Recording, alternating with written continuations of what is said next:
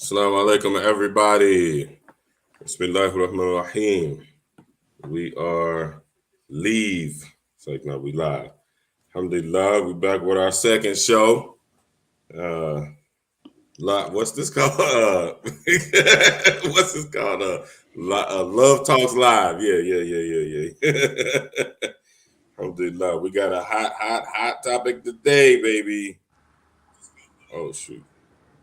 I don't know why that advertisement, that StreamYard advertisement thing keep popping up, man. I gotta figure out what that is, man. That looks so tacky. Okay, so Bismillahir Rahmanir Rahim. Alhamdulillah.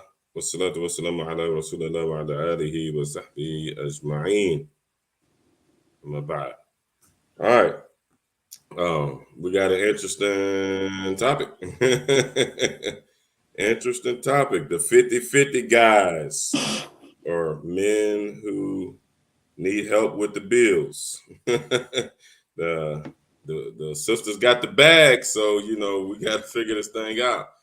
So first and foremost, let's just establish some things. Oh, sorry, yours truly, Abdul Kabir Muhammad Al Maliki, and we have the beautiful Naila from Facebook.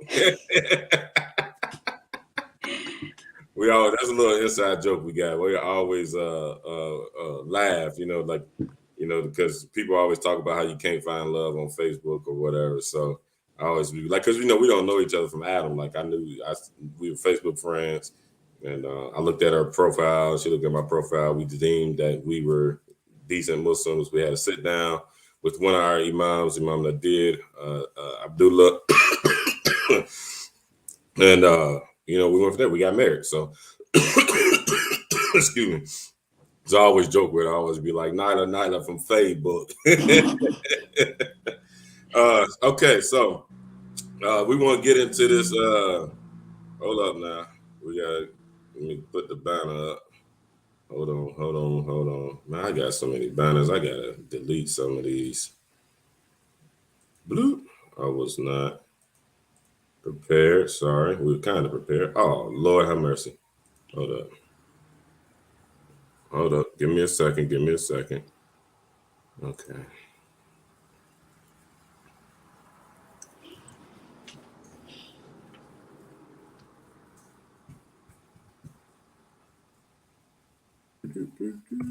Okay. So let's first and foremost, let's establish some things. Also, like, share, drop us a comment. This is the Black Muslim Media, so maybe this don't apply to a lot of people, but it applies to us and our people. So everybody else got podcasts and everybody else got videos and stuff. So while we got podcasts, we got videos. We speaking from the inside out. This is our story. We telling our narrative. So like, share, drop us a comment, drop us a hey, salam alaikum, something. What I tell people this. I like to do a lot of times. I'll be busy moving throughout the house, helping with the kids, studying, whatever. I might even be working. But if I see like the Black Muslims, any Black Muslim podcast or Black speakers or whatever, a lot of times I'll click on the video, make sure that I support my people and my community, and I give them a view. As soon as I click on a view, I give them a view. I might hit the hearts, I might hit the like button, just keep hitting, and that way I can get our story and our narrative out into the cyber world, into the algorithm. Even if I don't have time to listen to it or I go back. So we asking y'all for the same thing. We want to get these types of conversations out there. We talking from the bottom up and from the inside out.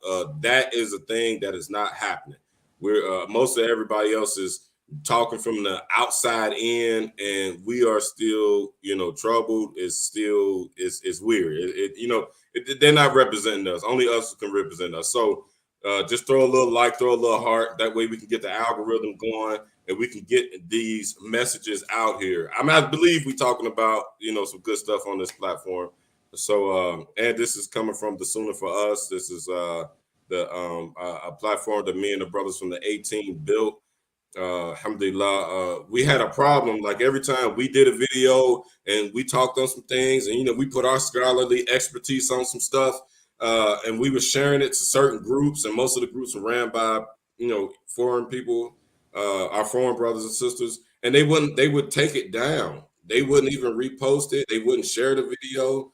I don't know. Maybe it's just not relevant. I mean, we talking about Quran and Sunnah like everybody else, but they wouldn't post it. They wouldn't post our videos. They wouldn't share our videos. So be like, you know what? Why are we continuously dependent on other people to do our work? We need to do our own work. So we created the Sunnah for Us. That's what this group is. That's what this initiative is. That's what this platform is. It's our voice. And I also want to encourage anybody that is in the group, share the group, number one, so we can get our people participating and get our own perspectives on these things. I want to encourage people, post the questions in the group. We do have to approve and disapprove the questions because unfortunately, this is the internet and people just be all over the place. So the A team, anybody in the A team, if y'all post a question, post a concern, post a topic, stuff that y'all want us to touch on, to talk about, stuff that y'all want to talk about, we get y'all. We want to next week. I think we're gonna be launching like the People's Podcast, where we're gonna anybody who posts in the group or whatever, we're gonna be getting y'all involved. We want to bring y'all on here and y'all have a say. Now I'm gonna warn you. Don't come out here in front of the world and just be sounding crazy. And the 18, we don't play none of that. I ain't finna play with you. So if we invite y'all on and y'all talk and y'all get to talking all wild and crazy, we gonna get at you. Because that's what we them type of people. We the culture, you know what I'm saying? We ain't, a shout out to all the imams and the shuyukh that's in the madrasa and memorizing all day, but we ain't them. We your everyday Muslims that's striving to learn. So if you get on here talking crazy, we gonna get at you. It's all love at the end, but we will get at you. So don't come on here acting wild now. So alhamdulillah. So we got our Love Talks Live conversation today. The 50-50 men. This is a hot one, man. This is a hot one, and we probably won't do this topic justice in just this one video. We're probably gonna have to make a part 2 and 3 to this video. Maybe, I don't know, get some people that's commenting, because the comment sections get to going sometimes and we can't like respond all the time. So we might have to have y'all on here and talk about this or whatever. So first thing first, the 50-50 thing, or just paying bills, period. Should women pay any bills? Should they go half on the bills? Should it be 60-40, 70-30? I don't know. This is the conversation.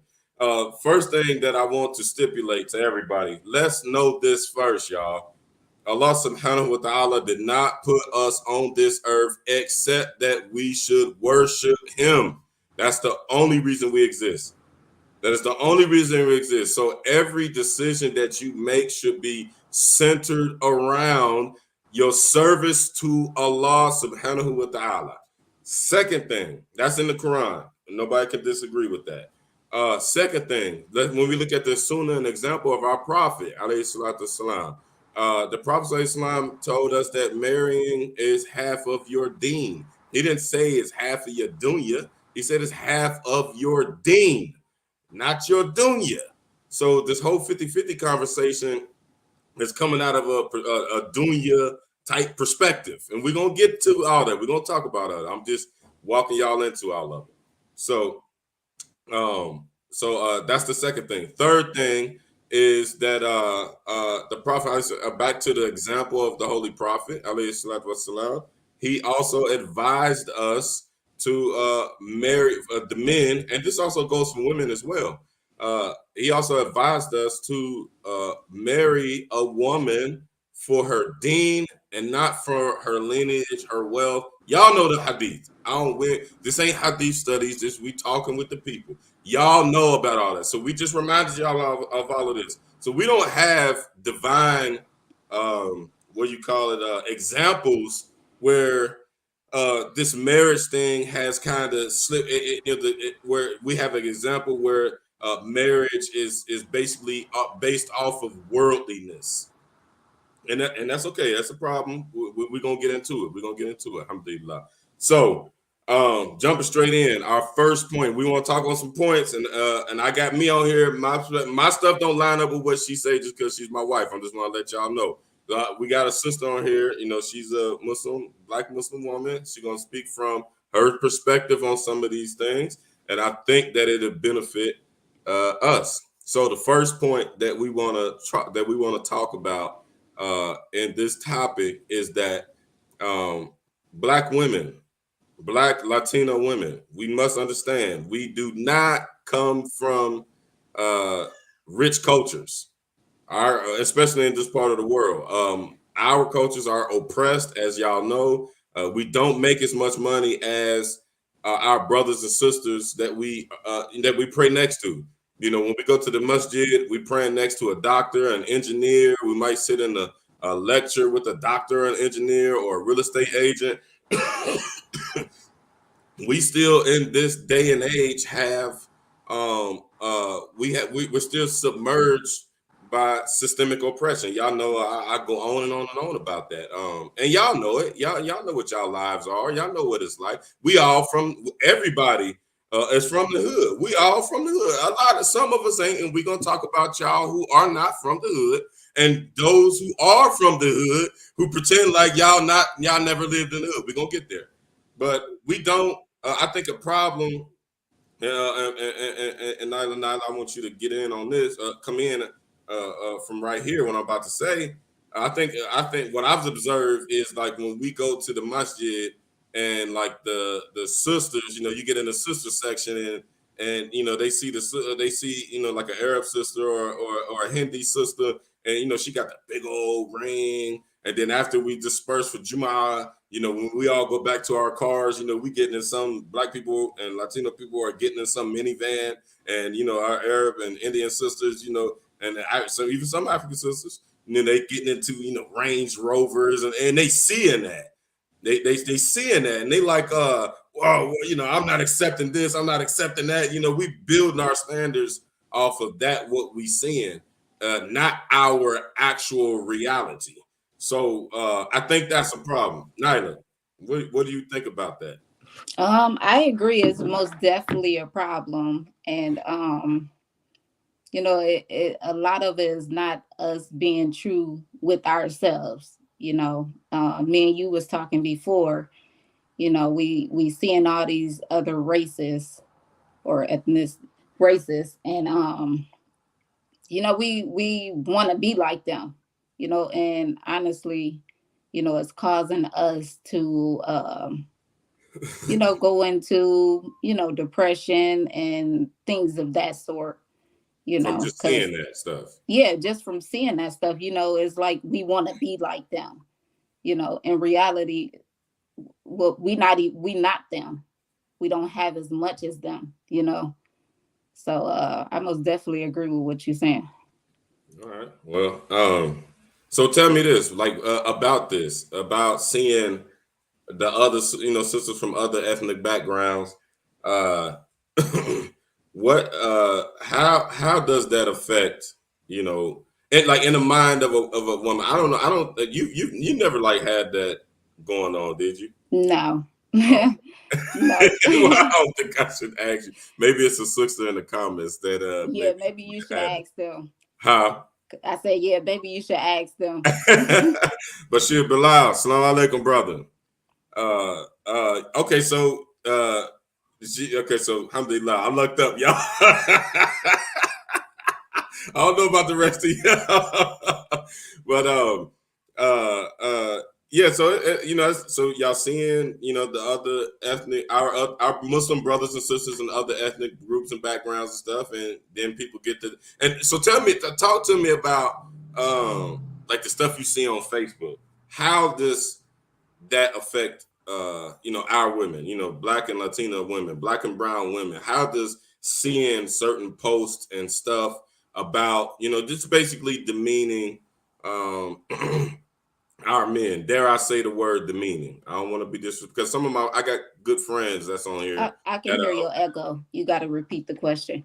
You got um to. like, how do you feel, like how do you think it makes women feel by looking at women make certain posts, our women making posts that they're not going to accept going 50-50 with a man or paying any bills, and they're not going to submit to a man's leadership if he ain't paying 100% of the bills? How do you think that talk to us about that from your perspective? as a Muslim, as a Black Muslim sister? Well, me personally, it bothers me a whole lot because it bothers me a whole lot because you know, we not like sticking together, you know, and we ain't sticking together like the other groups, you know, other races, you know, they wouldn't dare marry us, you know, and that's going both sides, you know. So the fact that they choose to be single, you know, just because our Black men don't have a lot of money, you know, it is really sickening, you know, because we actually have a lot of Black men that are good men, you know, and you know, I just can't figure out why are you choosing to be single instead of, you know, finding you a Black man that, you know, maybe he don't have a lot of money, but he has great character, he has knowledge, you know, and so forth. You know, it makes me wonder, like, you know, are you marrying them just for money? Are you trying to marry them just for money? You know, I don't think money is the most important thing in marriage.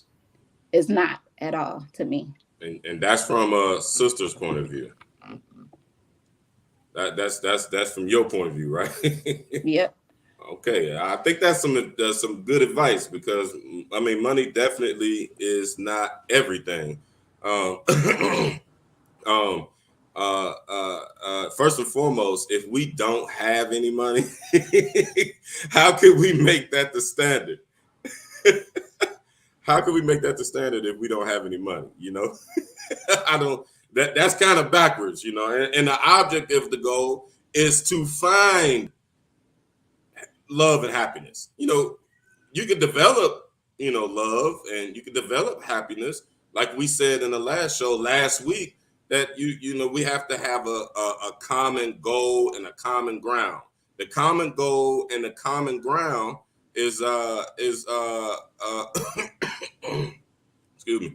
The common goal and the common ground is that we are here for Allah. We're here for the Creator. So who you know who you marry is supposed to be making your deen easy, which finances do help make situations better, but your deen should not be dependent on your finances.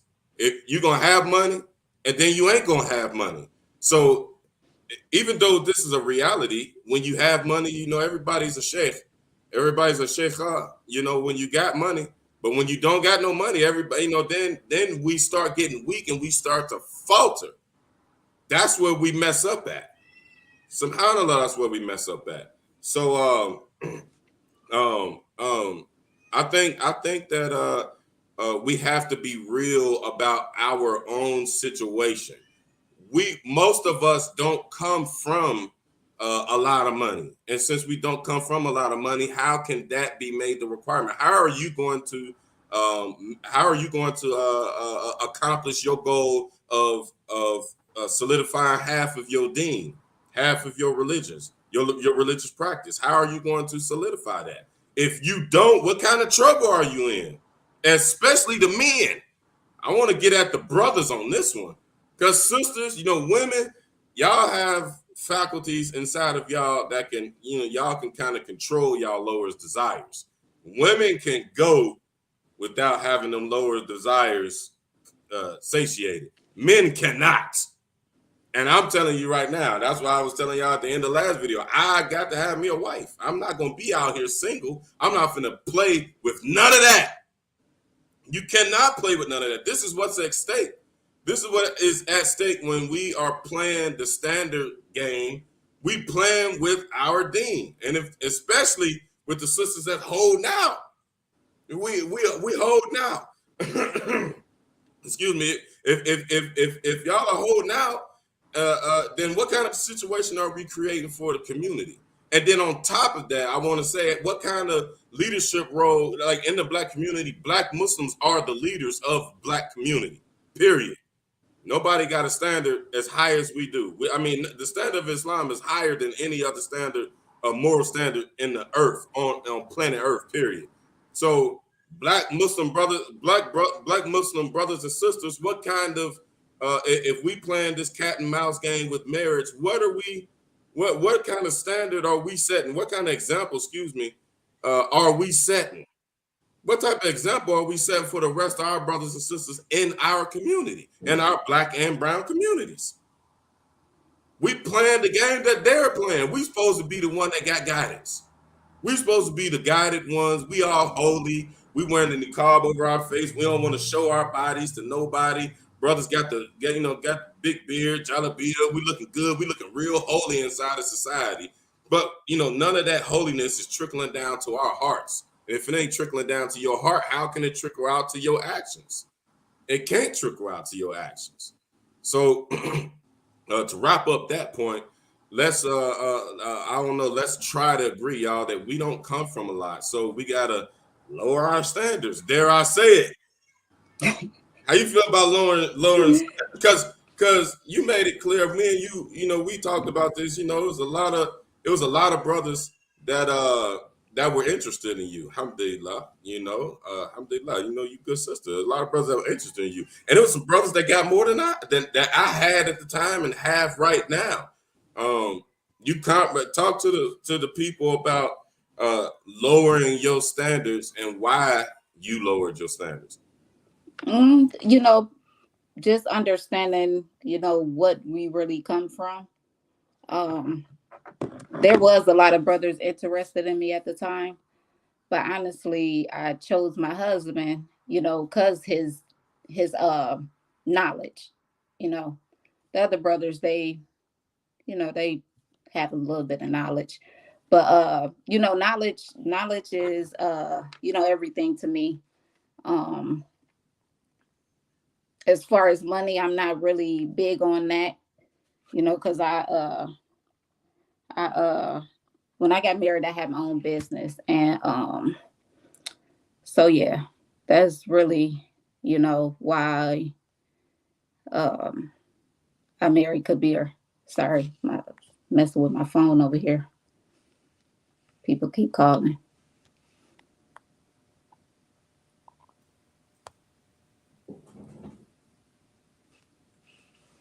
Yeah, but you put it on somebody. Yeah, I did now. Okay. Sorry, I missed that. I had to go get the baby. What did you say, babe? I was just telling them a reason, why I chose to marry you instead of the other brothers, for knowledge and not for financial reasons. How does that compare the two? If there might be a brother, compare the two, a brother with knowledge or a brother with finances. What does that look like to you from a woman's perspective? Well, as far as a brother with knowledge, he's more capable of leading, versus a brother with finance, with just money. I had a brother, I was married to a brother like that before, would just work, not teaching anything. And, it wind up just being as if like we was not even Muslim, like there was no benefit to it. Alhamdulillah. Okay, so the next thing I want to touch on, and I see it's a lot of comments. Inshallah, we're gonna we're gonna put aside some time to address the comments. So don't feel discouraged. What is this? I seen what you put on the notes of the history. I was like, history. Okay, so let us give y'all a little story, a little example. So, alhamdulillah, we agreed to her and I, Nyla and I agreed to get married. I was just getting out of a divorce. She was, what was you, like a year or something? Year and a half. Almost. Yeah, year and some change out of a divorce. We already touched on, it was bad situations, there were toxic situations. So we were both, kind of damaged, whatever. Despite all of that we both know that we had some damage. We both know that we had some trauma. We agreed on that. We both know that we had, we lost everything in those prior marriages, and this is a reality in our community. It looks like a bunch of the baggage that we had in our lives prior to Islam, we drag that into Islam sometimes, a lot of times, and that is kind of creating a problem within the community. So we have a lot of divorces. We have a lot of divorces because of this, and I believe that like just from our example, and we talk to a lot of brothers and sisters about this, so I'm pretty much speaking for everybody that we know and that we have spoken that we've spoken to about this. Bad mannerisms and behaviors, even beliefs that we had before we were Muslim, we drug that into Islam, and the goal of being married in Islam was compromised, which is to satisfy Allah. How can we satisfy Allah by being married? We satisfy Allah by this is your, when you get married, you tying up half of your deen, half of your practice to Allah, because you've now taken yourself away from the temptation of your lower desires. Now you tied your lower desires down. Whereas you want to talk, you want to look at a person, you actually want to be with a person physically. You just want that mental attention, that mental connection, that emotional connection, all those things that we need from the opposite sex. We have now made that lawful for ourselves. This is what tying up half of your deen is. So when you're not married, those desires don't stop. They're percolating. They're continuously percolating. They're percolating even more than when you're married, because when you marry, you have a lawful way to satisfy that stuff. When you're not married, that stuff is just percolating and it's not being satisfied. So you're hypersensitive. Everybody who like your picture, everybody who hearts your picture or your post, oh, I think the sister like me. And next thing you know, you in her inbox, and vice versa. Our sister see a certain brother, she used to always like all my stuff too, by the way.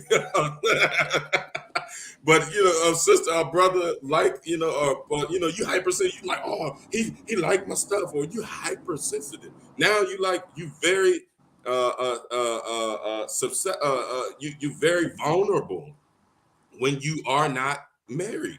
You're extremely vulnerable all the way around the board. Even financially, you're extremely vulnerable, because if you don't have a situation where, now let me say this, because I've seen some of the comments. I'm not saying we are stipulating that a sister pays bills 50-50 or whatever the percentage may be. I'm saying it's hard out here for us, and sometimes two is better than one. That's what I'm saying. So we're not stipulating this. Let me be clear about that. But if you are by yourself, my good sister, you are paying 100% of your bills. So that's why I said, it makes me wonder, like, are you just getting married so a brother can pay your bills? Wow. That's a powerful statement. That's a like, powerful what are statement. your intentions? Right. So do you want a sugar daddy, or do you want an imam, a spiritual leader? Now, we definitely got to talk about the brothers not assuming their roles and their positions. We definitely got to talk about that. But the women are the ones that set that standard. The men don't set this standard. Y'all get to name your dowry. We don't get to name your dowry. So right now, we on the sisters. Inshallah, we can get to the brothers. I don't think we're going to be able to. Maybe that's going to be in part 2. We're going to get to the brothers not assuming their roles and their responsibilities. Because I know I see Shayna Treese down there. I didn't see what she said, but I see down there, though. And she holds the men. She holds the men accountable. Alhamdulillah, we got to definitely hold the men accountable. We got to hold both sides accountable. But the sisters that if you by yourself, you paying 100% of your bills. I think 50% or 40% or 30% is a little bit. I think that's a little bit better situation. So fast forwarding, uh, Antoine, he said, "What's y'all's cash up so we can support it? We ain't charging for We don't need no money." Sound like a big ox. What I wanted to so about us. So we both got our situations. We both lost everything, and she, her and her ex-husband, they owned a house, whatever, y'all know how that kind of stuff go. Everything that y'all both put into the pot and both put into the game, you lose all of that. Same situation with me. Y'all watch, a lot of y'all watched me on Facebook. I'm always very open and public, with my relationship. So, because I want to promote Black love and Black marriage. I want to promote that. I want to get away from us, everybody just doing the butt. Please excuse my non-Islamic language, but we got non-Muslims that see this. So I want to cut that. I want to cut the monkey business out. I want us to get married and enjoy the benefits of marriage. So, case in point, we both had lost everything, but we both understood that we had to marry for Allah's sake. Wallahi, I was staying in my mom's basement when I lost everything in my first marriage. I had to go back home. Me and my son, I had to go back home. Me and him, my son, and my oldest daughter, who's grown now. I had custody of my oldest daughter, and when y'all know the fitna that happened with my first wife, I had our child. And this is a big no. And actually, I was interested in some sisters, and not all of them. I'm just saying, some of the sisters that I was interested in, that was a no-go for them. I always tell the story. I was telling one sister, she was interested in me, and we were conversating, and I was like, yeah, this and I thought it just happened. I want to let you know straight up front. And only thing she heard out of everything that I lost, and I tried her best to be a good Muslim and almost got killed and all this stuff, all she heard was, "You stay in your mom's basement?" That's all she heard. That's all she heard. I don't want to put that person out there, but that's all they heard. And that person actually, was like, "Ooh, I think I messed up on that." They told me like a little later, like actually when we was on in the Virgin Islands on our first anniversary, they was like, "Dang man, I think I messed up on that one." You missed out. So my point in saying that is, I didn't pay any of her bills. When we agreed to get married, I didn't pay any of her bills. She was paying her own bills. I heard her mention that she had her own business, her own salon, her own nail salon, and everything. And y'all seen the pictures of the post. She cold now. She was doing her thing. She didn't need nothing from me financially. And we conversated about that. I was like, how you feel about that? I'm in this, and honestly, I was approaching the situation like I'm willing to wait, but I want to put my dibs on you. I want to take you off the market. Inshallah, we had our sit downs or whatnot, and we both agreed. We sat our priorities down. We didn't go and do the emotional thing. She was still hurting, and she had reservations from what she had been through, and definitely I did. We didn't bring any of that up at our sit down. Our Imam Nadir Abdullah, he was there with us. Nadir Abdullah, excuse me, he was there with us, and he was there to be able to navigate the conversation when we had our sit down to not to like monitor, but to make sure that we get married for the sake of Allah. That's what I'm trying to impress upon y'all. So when we actually we agreed, we set a date. I literally took the majority of what I had saved up from everything that I lost and put that on our marriage. And I surprised her with we went to Florida for our vacation. That wasn't a stipulation of hers. Wallahi ta'ala, I keep telling y'all, when her and I, and there was a few women that I was interested in. What made me be like, this one right here is the one.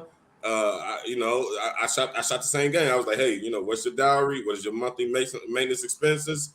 I asked everybody that, and hers was, she didn't make it easy for me. I don't want y'all to think this. Like she said, just teach me. I want to learn the things. She said, she like Arabic. I was like, nah, it's got to be something more tangible. She's like, okay, I want to learn Arabic. That's okay. I was like, well, I'm just about fluent in Arabic, so I can help you with that. And she was like, with the Quran? I said, yes. She said, okay. That was her dowry. Now, her wali definitely argued for something tangible. At the time, we followed two different schools of Islamic law. So my representative, one of our imams, Imam Nadine Abdullah, and her wali at the time, may Allah Ta'ala put light in his grave and forgive his shortcomings. He's gone. He's not with us anymore. They negotiated and for something tangible. Even when it was that stipulation came into play, she made it easy for her brother. She made it easy for her brother. She just said, "Hey, just get me such and such." She didn't put a price on it. None of that. She just said, "Hey, just," and she was like, "No, I don't want it." But he wasn't willing to release her unless it was something tangible. So I was given the freedom to decide, the amount that I would spend. I spent what I could at the time. It wasn't a lot to compare to what some of y'all might say, but it was almost $2,000. It was almost. I got a deal. I got a good deal for the thing. I got it, and I was trying to get a deal because at the end of the day, I'm just trying to be married. I just need to fulfill my needs. I just need to make sure that my vulnerability, my emotional vulnerabilities, my not financial. I don't never need nothing from a woman, but my emotional vulnerabilities, my physical vulnerabilities. I understand that can be dangerous. I just want to make sure that I can get that taken care of. So, alhamdulillah, we did it. We had a great time. We went to Florida.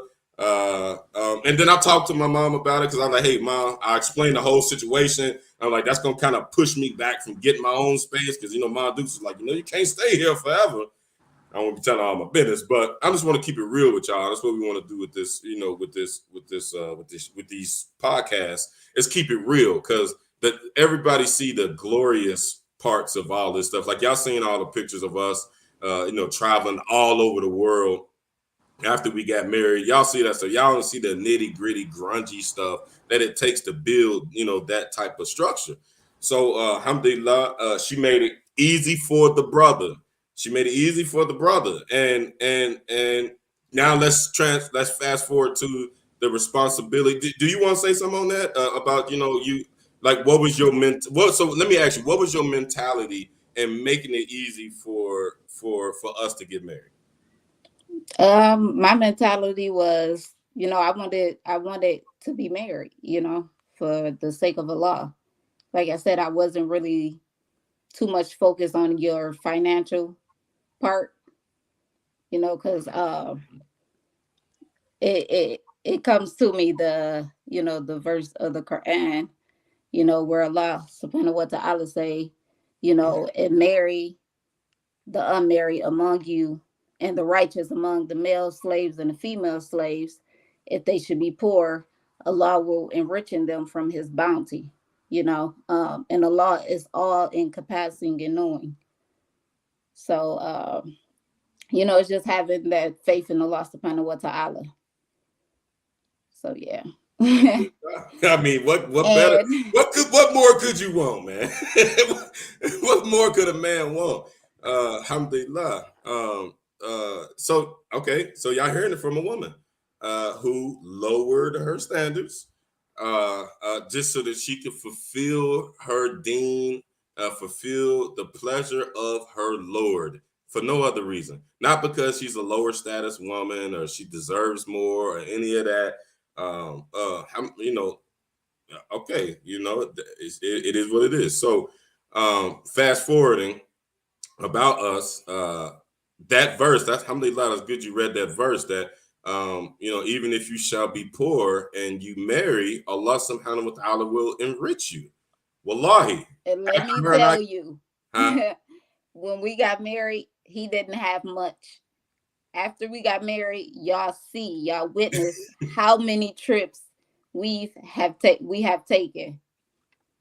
That's what I was just about to say. We jumped out there in faith with our Lord, in faith of Allah. We only worried about what we were supposed to do as Muslims. We didn't worry about Allah's part. We worried about what we were supposed to do as Muslims. And Allah Ta'ala said, get married. By all means, get married. So after that, I never seen so much money after that. Wallahi. Staying in my mom's basement, lost everything that I built before. And that situation was very materialistic. And I was submitting to the materialism. This is just my perspective. Let me be fair to my ex-wife. Let me be fair to her. This is just this is my perspective of the relationship. I cannot speak for her. I cannot speak for her. My view and my perspective, it was all about materialism. And I was struggling, even though I had my little business and everything, I was struggling. And well, I remember like a month after we got married, I was like, where did all this money come from? Remember that? I was like, man, that's crazy. Like, and I changed my situations. It was one in one situation. I even like when I was doing my taxes, I was at her house doing my taxes. Previously that year, I was married to my ex-wife, and I didn't realize when I was looking at my bank statements and stuff, I didn't realize how much money was missing to stuff I didn't even have because it was based on materialism. Go and work and I'm gonna buy something and give her. I go and work, buy something. Go and work, buy something. I'm broke. And my bills and stuff was less with my ex-wife than it was with my current wife. But one situation was based on materialism and the other situation is based on the deen. And I struggled more when my bills was less. I'm not saying that this is the case for everybody, but I'm just giving y'all testimony. After we jumped out there, I took a leap and we jumped out there and we just did what she lived in Toledo. We couldn't even, it pushed me that, we didn't have our own house and our own everything or whatever. That kind of pushed me. So for the brothers out there, if you got a similar situation, that's what's on the front of my mind. That was on the front of my head. I gotta get some. We gotta establish our life. We gotta build our life, and I'm still pushing with that same mentality. I used to drive like I do my work. I do my schedule. It was either Sunday through Thursday, Monday through Friday. On the weekends, I drove 3-4 hours all north, all the way to Toledo, and I just spent the weekend at her place where she paid her bills. So I was laying up, and it was wintertime. It was wintertime, and it was tax time. Knocked you. Stop. That's all. I'm just joking. I'm just joking. That's just how the timing works. So, So I'm saying, so we're bringing all this up. The wintertime was hard. We ended up doing what we have to do. She helped me out. She helped me out. Alhamdulillah. We were married. We just doing our best. Now, what could I possibly do? I lost everything. Everything. Only thing I had was my truck and my mowers, my equipment that belonged to my business. That's it. Even my personal car that I bought, I gave it to her. But even that, gone. So I gotta drive my work truck everywhere. I look crazy pulling up in a work truck. We going on dates in my work truck, y'all. In my work truck. Like, how embarrassing. I was embarrassed, I was definitely embarrassed. At first, when we first got together, I was renting cars. And then when she found that out, she was like, well, quit wasting that money. Like, we could do this with that money. Alhamdulillah. When you got a person that's with you for who you are and not what you have, and they make it easy for you, Allah Ta'ala blesses that in one degree or another. So long story short, I definitely, brothers, I gotta say this. She definitely seen my drive. I wasn't just laying around the house. I wasn't just, laying up under her. None of that. I wasn't even dependent on her. I had my own money. She had her own money. And we did what we had to do until we got to where we wanted. The wintertime passed. I was out of work. It was crazy. My money goes way down when it's wintertime because I'm seasonal. So, I let her know, it's like, hey, it probably ain't gonna us getting a place probably ain't gonna happen no time soon. Are you cool with that? She's like, yeah, I'm straight. I'm straight. Do what you got to do. And she even watched my kids. I would take my kids up there to Toledo with her so it won't be a burden on me and my mom. She even watched my kids. She helped me out. And I left my kids there in Toledo with my then and now wife. And I had the freedom. My mom, she worked. She couldn't really watch Asa and help Anaya with her school and stuff. She watched my kids. She made it easy for her brother. She didn't make it hard. She didn't like, oh, you ain't got this, you ain't got that. She didn't do none of that. Alhamdulillah. We didn't have our falling outs. None of them, not one, has been about money. Not one. Not one. And the number one cause for divorce in America and in Black communities is finances. That's the number one causes for divorce. And we have these talks regularly. Like, we can't let that do that to us. Alhamdulillah. So fast forward, y'all see what it is. FYI, we do not go 50-50 either. Oh, yeah. Because they probably sit here like, oh. But at the beginning, it was at the end of the day, if I'm gonna get out there and do what I gotta do to help my family. If my husband falling short, y'all probably doesn't see me on that more. Listen, I'm gonna strike them people yard up. Facts. And I remember we're gonna get this money for sure. Because I was having trouble hiring people, and I had a big workload, and I couldn't hire. I couldn't keep no work, no helpers, no employees. So remember, I kept telling you like, nah, like you ain't getting out here and doing nothing. And then I needed her one day, wallahi, if I didn't complete the work that I had, it was like 2 weeks. We had already paid for our tickets and our stay in the Virgin Islands for our 1 year anniversary. It was already paid for. Our Airbnb was already. We could not get the money back. Put it like that. We couldn't get the money back. And I had 2 weeks to finish a workload. I started out with my brothers, and they just had other things that they had to do. She got out there, man. Got out there, and she rolled them sleeves up. Wallahi, put on one of my work shirts, rolled them sleeves up, and literally got it out the mud with me. Literally. She did the jobs that my grown men employees was complaining about doing. She don't have no experience doing none of this stuff. I'm running some heavy equipment. And mind you, I done already took a deposit with these people's money and everything. And I gotta finish it. Or I gotta send their money back. And I lose out on the stuff that I had already done. She don't know how to work none of the equipment. I was working a skid steer. She don't know how to work that stuff. She learned, but she got out there and worked my shovel. She got in the dirt, in the mud, and she said, hey, we going to the Virgin Islands. Because that was our spending money.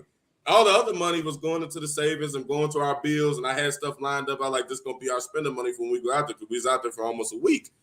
And stuff was going to cost. She got out there and put in that work, and y'all seen the pictures. We had a great, unbelievable time in the Virgin Islands.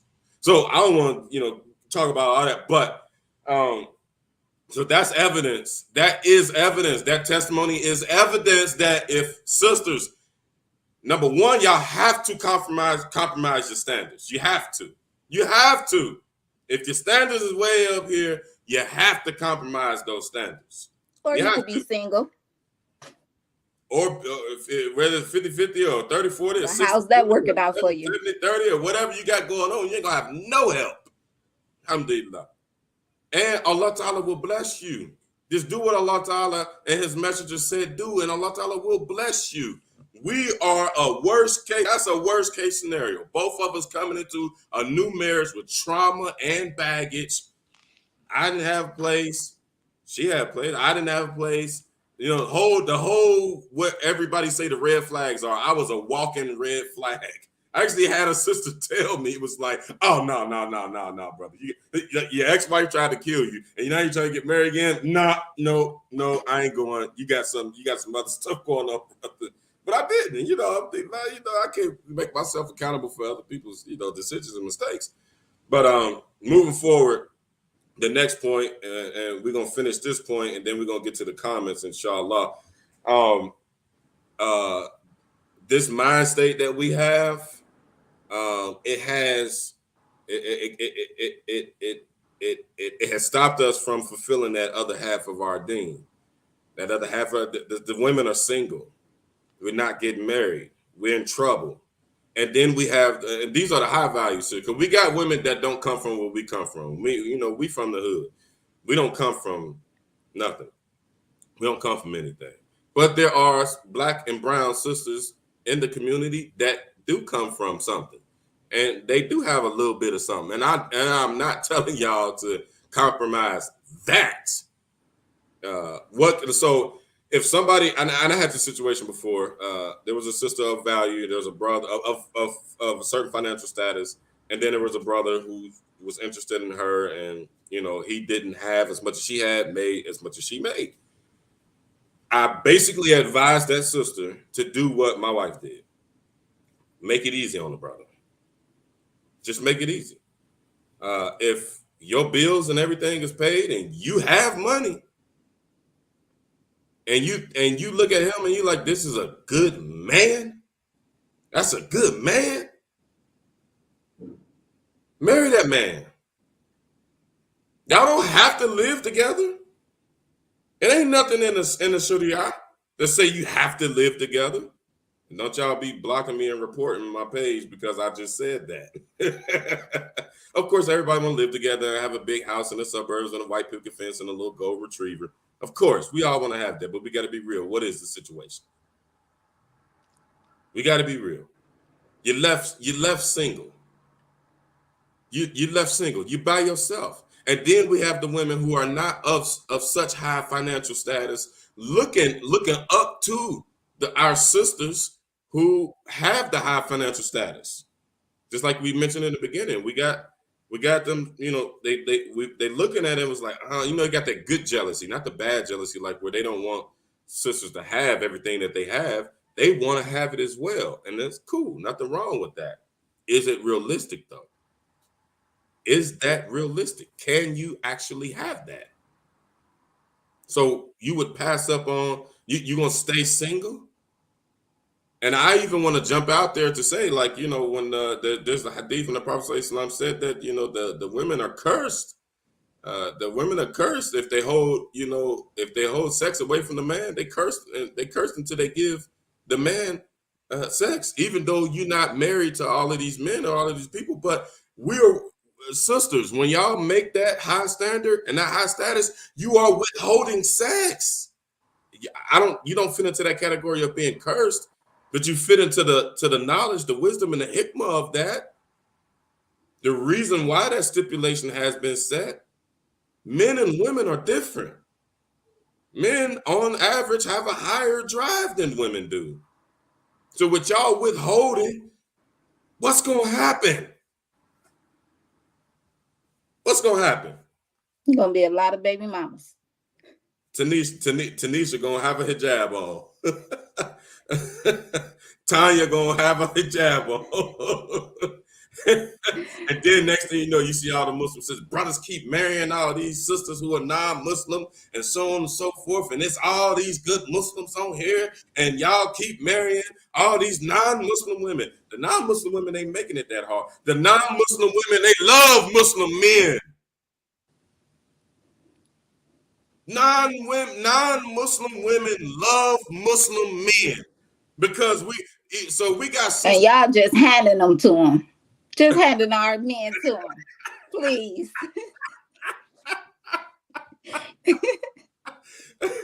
The non-Muslim sisters, they would love to have a man say, hey, I make this much money. My religion says I have to take care of your bills. How much are your bills? Okay, I can. How much do you need?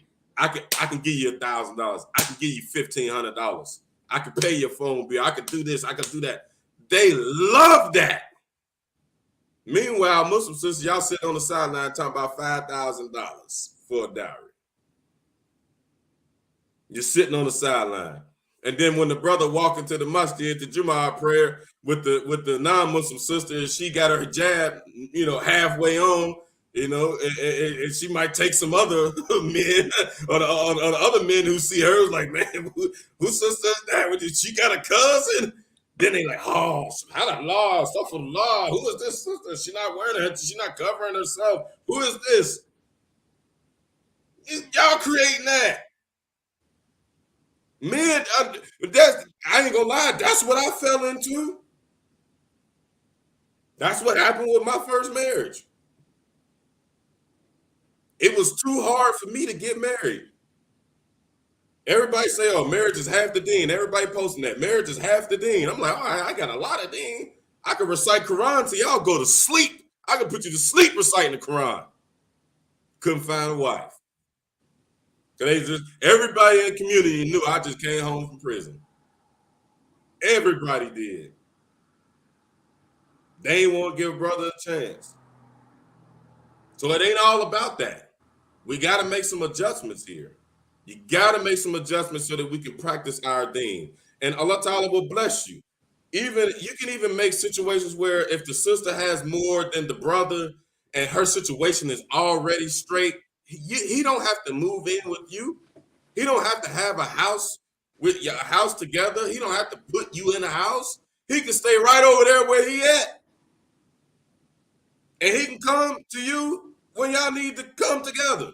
Or you can go down to his little 1-bedroom apartment or whatever y'all got going on, but you should be married.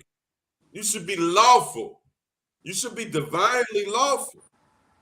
Keep your palace out there in the hills, sister. Don't give that to him. You can if you want to. After you see that he's a good judge of character. My wife did. She invested in my/our business continuously. She had her own money from her own business, and she seen me struggling. I'm like, she asked me one time, like, cause I'm coming home dog tired, my feet hurt, my back hurt. I'm like, listen, I just need some food, and I just go to sleep. I gotta get back out here. She's like, man, you working too hard. Like, what can make it easier? I was like, well, if I had this type of equipment and this is the situation and I'm working longer than I was possibly that I should be, and if I had this other kind of equipment and I had this type of truck and I had this kind of situation, I could shorten my day, shorten my workload, shorten how long I'm on my feet. She said, okay, well, how much does that cost? I said, well, it costs about like this. She gave me half the money. And I flipped it like fish out of water.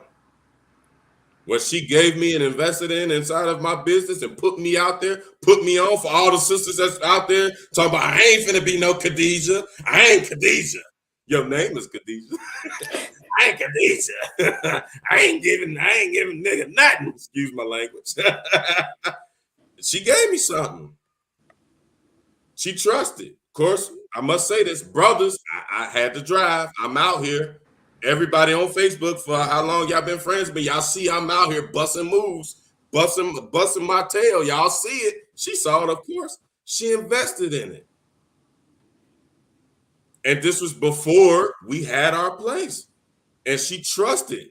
I was like, hey, if I have this particular piece of equipment, I could do this, I could do that, I could do this, I could do that. She knew that money, she was smart. And her and my mom had a conversation, and she was smart. She was like, if my mama told her this, talking about my ex-wife, she was like, man, if I had a man like my son, I'd be giving him money and pushing him out the door. Because I'm going to flip it like fish out water. That's exactly what I did. What she done gave on that investment, I done spent that 2 or 3 times on one trip on her. She'll never have to touch her pocketbook, even though she did.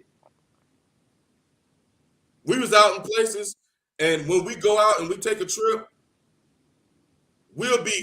both of us will be secretly planning special dates that I'm gonna pay for, that she gonna pay for. Neither one of us don't even know about it.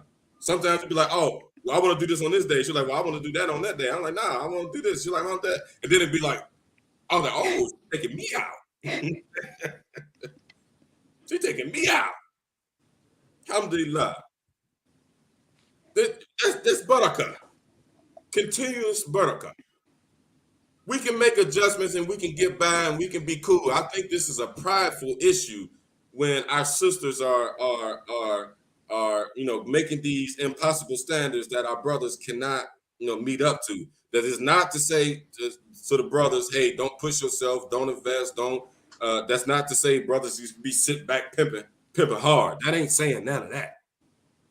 Find you a brother that's worth all of that, and we got them on deck. And y'all build. We building. That's what we doing. We building. And that's what it's going to take in our community. It's going to take for us to build. We don't have anything, y'all. We don't have anything. We got to get out of that la-la land that, this is the time of the Sahaba. And, I'm the big Sahabi riding in on the horse and I own, all these stables. And she can say, hey, I want one of your horse stables for a dowry. This is not that. This is not that. So, baby, you got anything to put on that before we get to these comments? No. Okay, we got a lot of comments. Some of y'all gonna have to come on here, man, because it's too much. Okay. Let's see. Assalamu alaikum, Luqman. Luqman, Abdullah, my guy. What's happening? He said, yo, yeah, you remember that year and that year? That's my top homie, man. That's where he from Jersey, man. He did time with us down here in Ohio. Okay, so Malika Muhammad, definitely. Oh, Assalamu alaikum, Malika. Sis, we might have to get you on here, man. I want to get you and the wife on here, man. And y'all do y'all thing. Malika, you need you a space, man, because you on point. Alhamdulillah, you on point. You need a space, and we're trying to get some sisters worked into our efforts because we don't like that everything is like from the man's point of view or from that's kind of bias. Bashir said, "May Allah Ta'ala bless you, community. Alhamdulillah, and why iyakum a community." Antoine talking about make me a moderator. He said what? He said make me a moderator. Oh. If you could put the blunt down, good brother, for an hour and some change, we might work something out. Alhamdulillah. Imam Malik, he just said 50-50, he a bum. That's what they say. Yeah, I mean, come on now, man. That's just disrespectful and demeaning to our men. We're oppressed. By the system. No matter how hard we work and how educated we are, we still are held down. And that does not mean that there are not wealthy men out there. And just to throw something on that, the sisters that come from wealthy backgrounds, why are y'all mixing with us po folks? Go and mix with the wealthy people.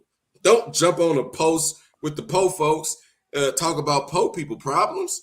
Go in your wealthy area and your wealthy groups and stuff and, deal with your wealth. Or put us on. Huh? I said, or put us on. Yeah, put us on. They'll come talk about, I never. What? Like, and how come all the sisters that is in the wealthy communities or that come from some wealth, why y'all not married? Where are those doctors and those lawyers and those engineers?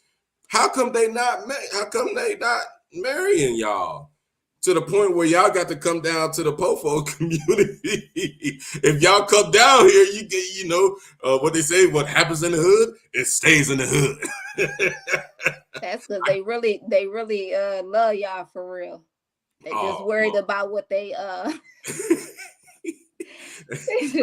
Don't keep liking them brothers with the tattoos on their neck and the tattoos on their face and on their hands. Don't be liking our pictures. They worried about what their family gonna think and say. I told her, mess with me, you might ride and you might die. What you want to do? No, I'm joking with y'all, but being real, black people, I just want to play. I know I play with them numbers. I just want to throw this out there.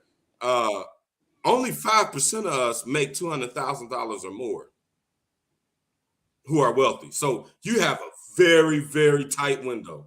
And I think it's like 80%, 80 or 90%. I can't remember. 80 or 90% of the people that are in that upper echelon of society, they marry, like it's stipulated that they marry amongst themselves. They don't marry, people of lower statuses. So y'all got to go up in y'all little 5%. Y'all can't come down here with the other 95% of us and get to dictating things, and you ain't putting no bread on that. Malika Muhammad said, I was raised in a family of 50-50. I don't see the problem in the wife chipping in as long as it is not a hardship. Facts. Somebody said no. I can't see what it was. Okay, Shay, I knew you was in there. Shay, let me know if you want to do part 2. I remember I hollered at you, to holler at your husband, inshallah ta'ala, and come help us out. But we need some perspective on here. We got it, and this is just from our angle. So, I think Shay got some bread, so she can speak from that angle, inshallah. But I've never had that tingle in my soul. I think she commented that when I was saying, like, your desires, they itch at you, and that can become a problem. Yeah. Malika Mama said, Black women are ambitious by nature. We get out and get something. We are not intimidated by other cultures and have the ability to be submissive, but not mentally abused. Absolutely. That's 100%. And brothers, you got to bring it. I see a lot of brothers complain about our women like, oh, they want this, they want that, and they this and that, this, that. You got to be a lion tamer, period. Nyla all quiet and stuff on here, but in this house, she ain't quiet. Yes, I am. You're a lion tamer, man. You can't be no sucker, man. Y'all should know that. And she don't shut up just because I'm a man. I'm gonna keep it real with y'all. Like, you got to make your point.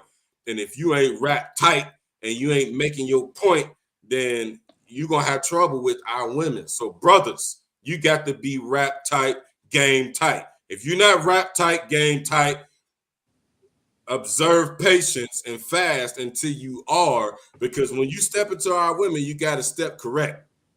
And it's a lot of women like my brother Saleh Abdul Majid, like he always say, the Black sisters got the bag now. They got the bag. So we gotta go ham. We gotta go hard. No matter what it is that we got to do to get to where we're supposed to be, we need to get to doing it. So that's a fact. Mental abuse or physical abuse or any type of other abuse that comes from insecurity within a man. I'm very secure with what I have. I have what I have. That's good enough for you, or it ain't good enough for you. If it ain't good enough for you, I'm gonna find that one that it is good enough for. I have what I have. I'm not gonna get all bent out of shape for what I don't have.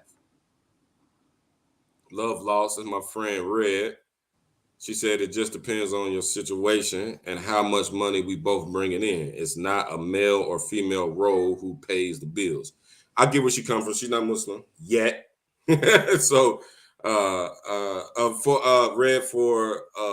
Muslims, it is stipulated the man must take care of the expenses, which gives us a challenge to see, what expenses can a man wholeheartedly take on.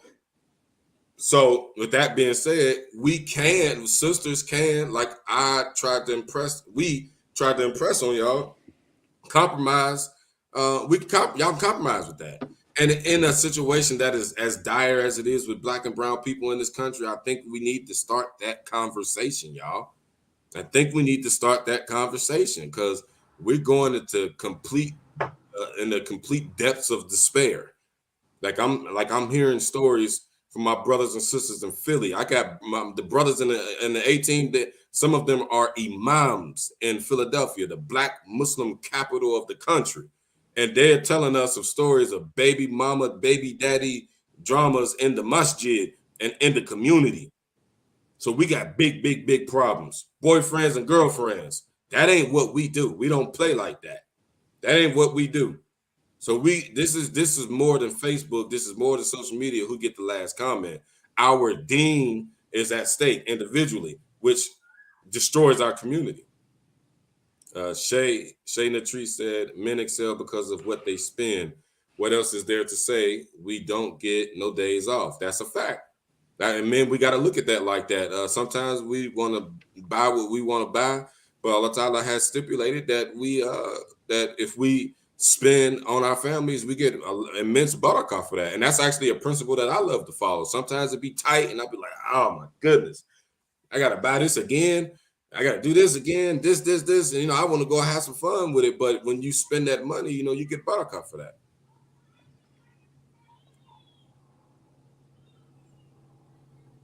Sister said, I'm definitely not going to go half. It's not from the deen, mashallah. It actually is from the deen, sister. You just got to do a little bit more studying. If you so tune in. What was that sister's name? I can't see it on my computer. Nafisa Abdullah. It is from our Sunnah. Tune in Wednesdays on this platform. Wednesdays at 8 p.m. Imam Malik Robinson is going through the Sirah of the Prophet. I think he's passed. No, the Sirah is Monday. Somebody correct me. But we just look at the Sirah of the Prophet. Everybody knows the story of Khadijah. Everybody knows that. So, sister, I'm gonna kindly remind you. The Prophet Muhammad alayhi salatu wasalam, when he married Khadijah, who was his favorite, nobody could touch Khadijah. Nobody was better than Khadijah in the eyes of the Prophet alayhi salatu wasalam. She is our mother. She is our leader. She had her own business. I don't know if you read this. I'm pretty sure you have. She had her own business. She was put on. The Prophet Muhammad alayhi salatu wasalam, he did not have his own business. He was not already on. So I don't know the stipulations and the details of her dowry. Maybe the brothers can contribute and we can get that on here. But what dowry could a man who does not have a business, and we all know that the Prophet Muhammad was poor, what dowry could he have possibly given an affluent woman from an affluent family that had her own business? What could the Prophet Muhammad alayhi had actually provided for her or done for her? Like Nyla said, put him on. She put me on. I was already on. She helped me out. But that still was a way that put me on. Just to make the situation better. That is the sunnah.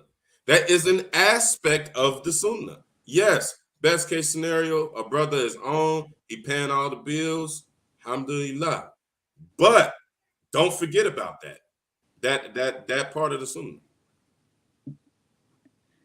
Say if Malika Muhammad said if he has knowledge, he knows work is a part of ibadah and money is a necessity. That's absolutely true. Work is ibadah. That's a form of worship. If he is on his deen, like Malika Muhammad said. I think the sister said we should fast if we Nafisa Abdul, she said we should fast. Yeah, but fasting only goes so far. Yeah. We all know that. If it was that easy, then we wouldn't have the problems that we have today. Ahmad Suyuti said, thank you for your beneficial reminder. Jazakumullah khaira, Ahmad. We appreciate your support on the platform. Love Loss, she said money plays big roles because without money, you can't live today. Absolutely, positively. She asked a question, she said, what if women are the breadwinner? You want to take that question, babe? What if the woman is the breadwinner? Yes, right? Well, that just really go back to shots fired.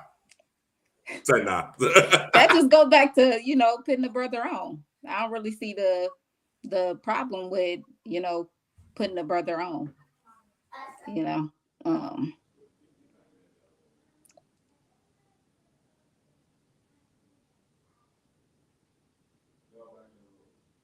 Okay, sorry.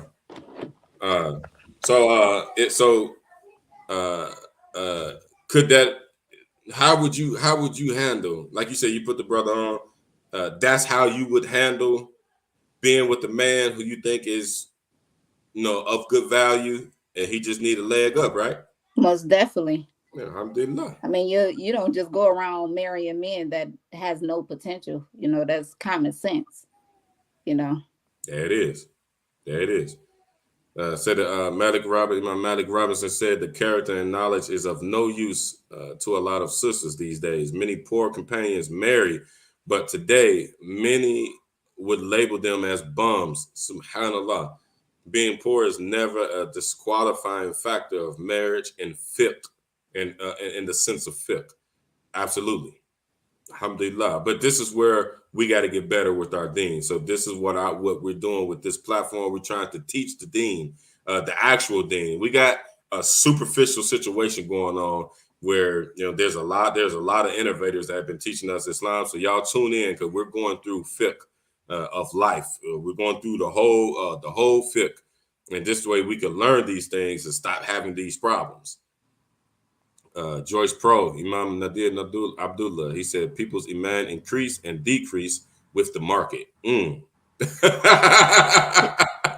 said what? People's belief, their iman, it increases and decreases with the market. Most definitely. How much money is in circulation? Like we was speaking of before, if your money and your situation is good, then you the best Muslim in the world. But as soon as you go through some hardship, Allah Ta'ala said that in the Quran. As soon as you go through the hardship, here you go hollering, "Oh Allah, help me, Allah!" But you wasn't asking for no help when you was doing good.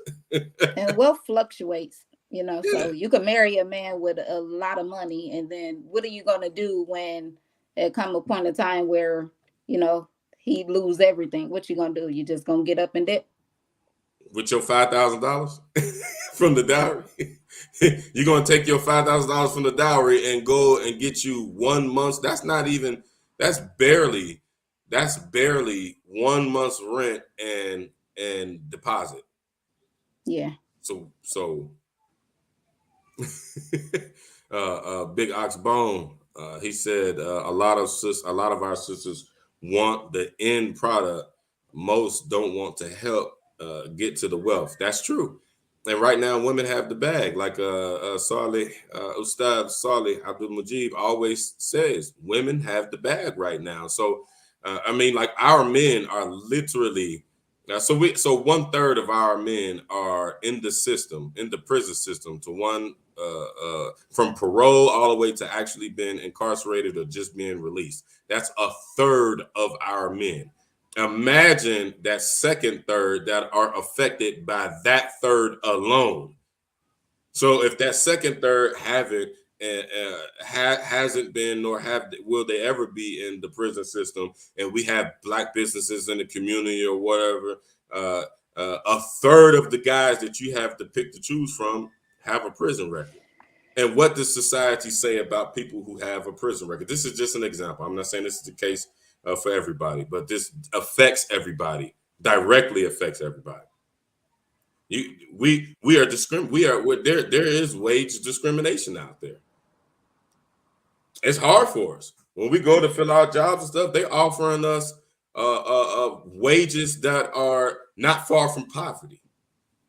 No, let me rephrase that. They are offering us wages that are poverty. They're not hiring a bunch of men to be these RNs and STNAs, and men ain't doing that. Women are. Women's credit scores are better than men's credit scores. Y'all got houses, y'all got a nice Benz, a nice a BMW, you got all that stuff, but you don't got no man inside of none of it. So what's the point in having it? You can't share it. You can't. And when I say share it, I don't mean give it to the brothers, all these pimps out here. I'm saying when I say share it, you're sharing this life, happiness, this happiness, that so-called happiness, in your big house and in your big nice car. You're not sharing it. You're not sharing that situation, that happiness, like she said. Okay, so she did say, she clarified that statement was referring to sexual desire. A Big Ox said, how much is considered a lot of money? That's true. That's true. Kali Khadija Merritt, that's necessary. That's not necessarily lowering your standards, though. So I guess she was speaking on our testimony. Yeah, I agree with you. So it's technically not lowering one person's standard. Yeah, you're right. You're right. Love Loss agreed. She said that's not lowering standards though. Okay, alhamdulillah. Alhamdulillah. We getting somewhere with the folks, man. Shayna Tree said, why is that considered a lower standard? Okay, so three sisters just said the same thing. Okay, good. I'm glad we get an understanding. A question for you, Nyla said, what made you become Muslim? What made me become Muslim? Yeah, Love Loss. I'm sorry, I can't hear you. Echo. Said, what made you become Muslim? Well, in high school, I was learning about Islam, and I just love, the how it teach you about that manners, and growing up, of course, growing up, I was raised Christian.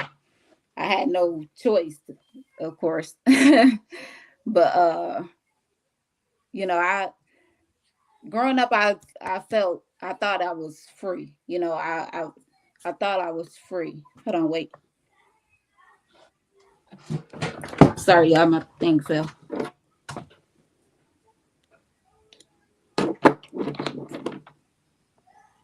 Can you hear me?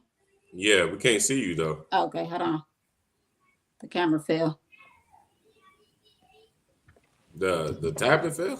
Oh, there you go. Okay. Sorry. But you said you thought you was so free. I was learning about it in high school, and I just agreed with a lot of things that I read about Islam, such as I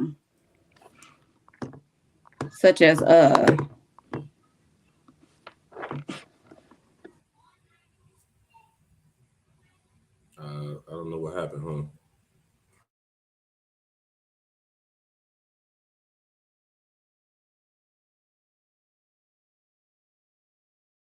Okay, I don't know what happened. We're gonna have to wrap up though, because we was gonna make this an hour and a half. We don't want to stay on here too long. I'm gonna go through the comments. We're gonna get back to your question too, Love Loves. We'll get back to it. I don't know what just happened. But yeah, inshallah, we're gonna go through some. There's too many comments. We don't have enough time to finish this up. I think we're gonna, like I said, I didn't think we were gonna be able to do justice. So we're probably gonna have to pick this up next week, same time, Wednesday. So we'll start back off, Love Lost, with your question: what made her become Muslim? We'll start the part 2 to this, and then we'll address some of the comments, because like some of these comments are topics. I don't want to get all over the place. So a lot of those comments are actually topics that we got to give it all its proper time. So yeah, that's it for today. Love Talk Live. Y'all comment what y'all want to talk about, and if y'all want to come on here and talk about it, let us know. Maybe I'll chip in or she'll chip in or not, but we just moderate. But we want to hear from the people. We need to get these conversations flowing so that we can start getting things done. Not just doing. That's our agenda on the podcast, on this platform. We won't get stuff done. We ain't just trying to make news headlines and just talk about the latest scandals and all that kind of stuff. We using the internet to better our people, not to put our people down. So tune in. The next thing we got going, Thursdays are free. I think we're gonna have a couple of brothers going live just about various topics tomorrow. But Friday we got Ustad Saleh Abdul Majid. He's doing Shafi'i, Aqidah, and Fiqh Friday night and Jum'ah. And then we have the Solutions podcast with Imam Khalil Abdullahi, Imam Abu Muhammad, Imam Malik Robinson, and Ustad Saleh Abdul Majid. And I don't know their topic, but look out for that. So we got that coming up next Friday and this Friday evening, inshallah ta'ala. See, that's a lot of comments. There's too many comments, can't get to it. So inshallah, we're going to try. I'm going to look at the comments when we hang this up, and I'm going to try to address them on the next one. And we're going to extend this conversation to kind of give justice to the people, because this is just our experience, our take, our perspective. So I want to get the people in on this. And inshallah, I might invite Assalamu alaikum, Aisha Abdul Hakim. Willie Wheeler, what up, cuz? That's my guy. What up, cuz? Inshallah, we want to get the people in on this type of thing, on this whole platform, the Love Talk Live. We want to get y'all's perspective. We want to get it flowing. So I love y'all for the sake of Allah.